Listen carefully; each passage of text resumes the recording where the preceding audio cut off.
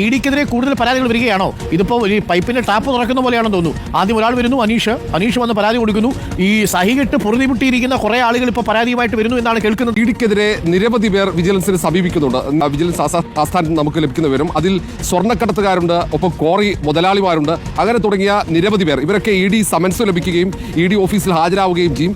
ആദ്യഘട്ടത്തിൽ ഹാജരായി പിന്നീട് രണ്ടാം ഘട്ടത്തിൽ വിളിപ്പിക്കുന്ന സമയത്തൊക്കെയാണ് ഇടനിലക്കാർ ഈ ഇ ഡി കേസിൽ കുടുങ്ങുന്നവരെ ലക്ഷ്യമിട്ട് സമീപിക്കുന്നത്. അതിൽ പലരും പണം നൽകിയതാണ് ഏറ്റവും പ്രധാനപ്പെട്ട കാര്യം. കേസ് ഒത്തുതീർപ്പിന് വേണ്ടി പണം നൽകിയവർ സ്വർണ്ണക്കടത്തുകാരും ഈ ക്വാറി മുതലാളിമാരും ഒക്കെയുണ്ട്. അവരുടെ എല്ലാം കേസുകൾ ഒത്തുതീർക്കപ്പെട്ടില്ല, എന്നാലും പണം അവർ കൈമാറിയിട്ടുണ്ട് എന്ന് സ്ഥിരീകരിച്ചു. ഇനിയും ഒട്ടേറെ പേർ പരാതിയുമായി വരാൻ സാധ്യതയുണ്ടെന്ന് വിജിലൻസ് പ്രതീക്ഷിക്കുന്നുണ്ട്. പക്ഷേ ഒത്തുതീർപ്പായവർ പരാതിയുമായി മുന്നോട്ട് പോകാനുള്ള സാധ്യത വളരെ കുറവാണ്. ഏതായാലും ഇ ഡി ഉദ്യോഗസ്ഥന്മാർക്കെതിരെയുള്ള തെളിവുകൾ ശേഖരിക്കുകയാണ്, പരമാവധി തെളിവുകൾ ശേഖരിക്കുകയാണ് വിജിലൻസ് സംഘം.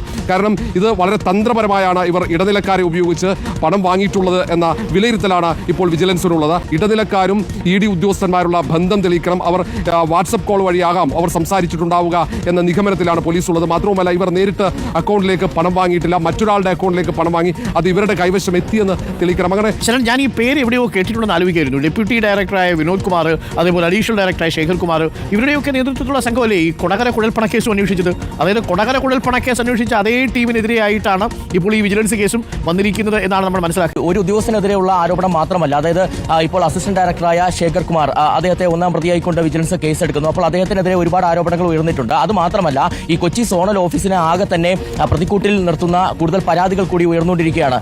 അരുൺകുമാർ ശ്രദ്ധയിൽപ്പെട്ടിട്ടുണ്ട്. അതായത് കഴിഞ്ഞ ദിവസം ഇത്തരത്തിൽ ഈ കേസ് രജിസ്റ്റർ ചെയ്യുന്നതിന് പിന്നാലെ തന്നെ കൊല്ലത്തുള്ള ഒരു ബിഷപ്പും സമാനമായ ആരോപണവുമായി രംഗത്തെത്തിയിരുന്നു. അങ്ങനെ കൂടുതൽ ആളുകൾ ഇ ഡി ഉദ്യോഗസ്ഥർക്കെതിരെ ആരോപണം ഉന്നയിക്കുന്നു. കേസ് ഒത്തുതീർപ്പാക്കാനുള്ള ശ്രമങ്ങളൊക്കെ പലരും വഴി നടന്നു എന്നുള്ള ആരോപണങ്ങളാണ് അവരുടെ ഭാഗത്തുനിന്ന് ഉയർന്നിരുന്നത്. അപ്പോൾ സ്വാഭാവികമായിട്ടും ഈ കൂടുതൽ ഇ ഡി ഉദ്യോഗസ്ഥരിലേക്ക് കൂടി അന്വേഷണം വരുന്ന സാഹചര്യത്തിൽ കൂടിയാണ് ആഭ്യന്തര അന്വേഷണം പ്രഖ്യാപിച്ചിരുന്നത്.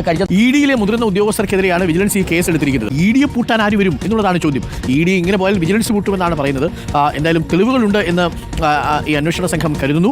അതിൽ ആ തെളിവുകൾ, കൂടുതൽ തെളിവുകൾ തേടിയാണ് അന്വേഷണ സംഘം പോകുന്നത്. എന്താണല്ലേ നമ്മുടെ നാട്ടിൽ നടക്കുന്നത്? കൊടകര കുഴൽപ്പണ കേസ് അന്വേഷിച്ച യൂണിറ്റിനെതിരെയാണ് ആരോപണം വന്നിരിക്കുന്നതെന്നാണ് ഞാൻ മനസ്സിലാക്കണമെങ്കിൽ അവിടെ എന്തായിരിക്കും നടന്നിട്ടുണ്ടാവുക?